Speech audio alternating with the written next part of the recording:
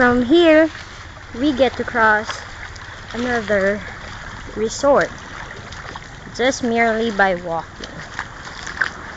Medyo mas mababaw siya kasi kahit nasa gitna ka na, mababaw pa rin siya. See? At maraming school of fishes. See? Wow! Look at that! From there, tumawid kami. Usually dito yung banana boat dinadala. Kung saan kayo iuhulog ng banana boat. Ito, naglalakad na ako sa gitna. Mababaw pa. Unlike to sa kabila. Yes! It's me. Unlike doon sa kabila, pag naglakad ka dito, medyo malalim na siya. This is the Tamaraw Resort.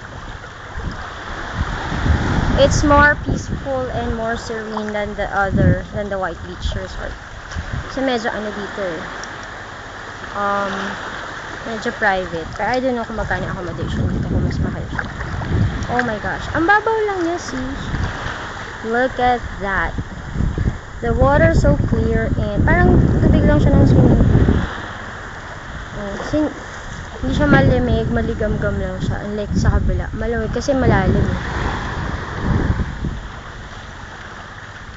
Wala masyadong tao.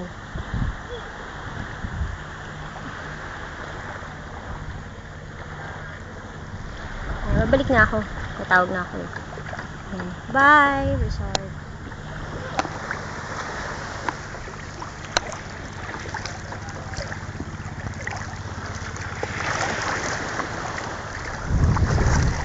Ayan, dami fish.